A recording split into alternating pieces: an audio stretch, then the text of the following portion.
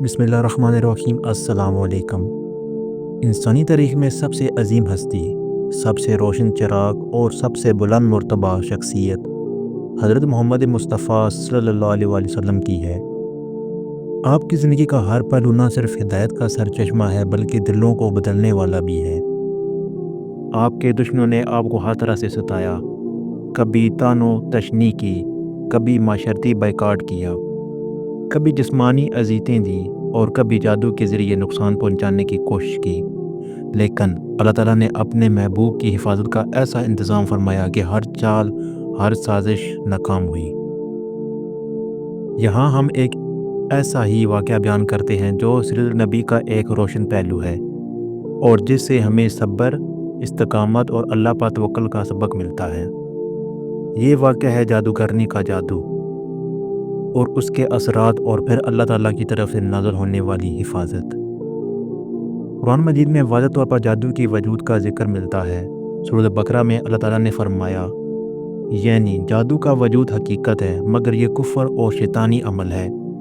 اسلام نے جادو کو حرام اور ناقابل معافی جرم قرار دیا ہے کیونکہ اس میں اللہ تعالیٰ کی نعمتوں کا انکار اور شیطان سے تعلق شامل ہوتا ہے۔ مدینہ منورہ کے قریب یہودی قبائل آباد تھے۔ ان میں سے بعض نبی کریم صلی اللہ علیہ وسلم کے سخت دشمن تھے۔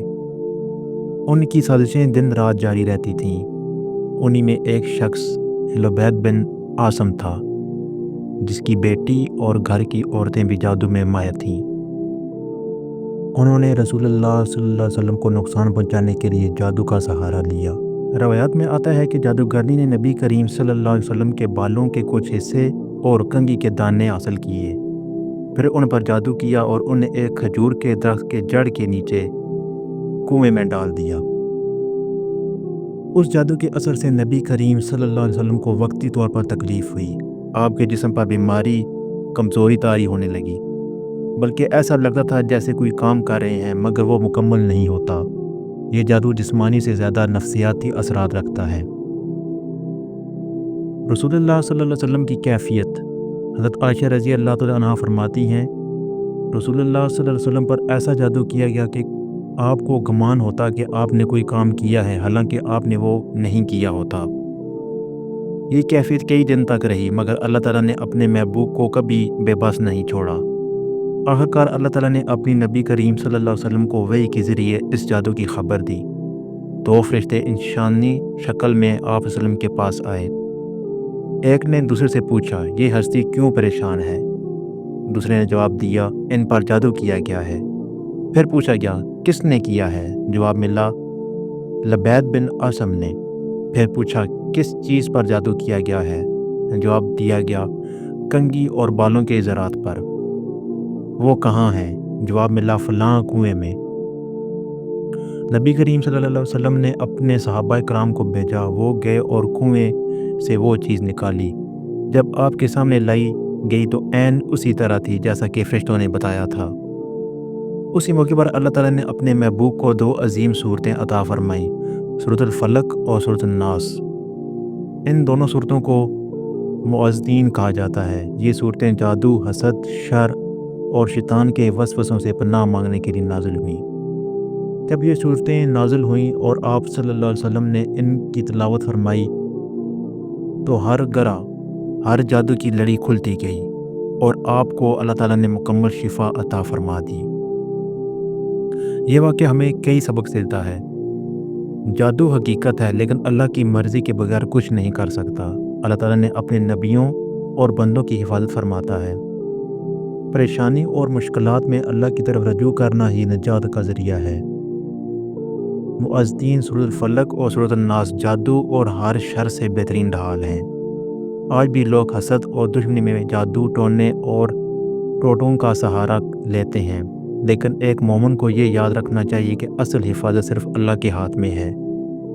نبی کریم صلی اللہ علیہ وسلم نے ہمیں سکھایا کہ سورۃ الاخلاص، سورۃ الفلق اور سورۃ الناس کو صبح شام پڑھا جائے۔ گھر سے نکلتے وقت دعا پڑھیں، بستر پر سونے سے پہلے یہ صورتیں پڑھ کر اپنے جسم پر دم کریں۔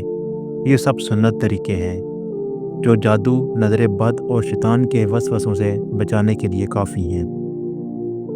سوچئے، وہ نبی کریم صلی اللہ علیہ وسلم جو اللہ کے محبوب ہیں، جن کی عظمت آسمان و زمین میں گونجتی ہے، ان پر بھی دشمنوں نے جادو کرنے کی کوشش کی، لیکن اللہ تعالیٰ نے اپنے محبوب کو اپنے خاص حفاظت میں لے لیا۔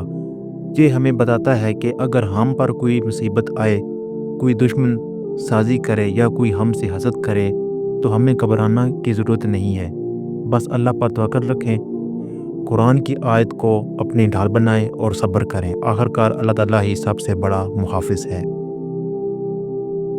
حضرت محمد صلی اللہ علیہ وسلم کی زندگی کے یہ واقعات ہمیں یہ سکھاتے ہیں کہ ایمان، صبر اور اللہ پر اعتماد سب سے بڑی طاقت ہے۔ جادوگرنی اور اس کے گھر والوں نے چاہ کر نبی کریم صلی اللہ علیہ وسلم کو نقصان نہیں پہنچا سکے، مگر وہ اپنے ہی جال میں ناکام ہو گئے۔ اللہ کی نصرت ہمیشہ اپنے بندوں کے ساتھ ہے۔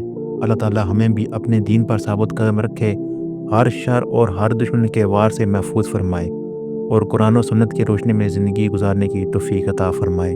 آمین۔ امید کرتا ہوں آپ کو ہماری ویڈیو پسند آئی ہوگی۔ اگر پسند آئی ہے پلیز چینل کو سبسکرائب، ویڈیو کو لائک اور ایک اچھا سا کمنٹ بھی لازمی کیجیے گا۔ تو ملتے ہیں ایک اور امیزنگ ویڈیو کے ساتھ، تب تک کے لیے اللہ حافظ۔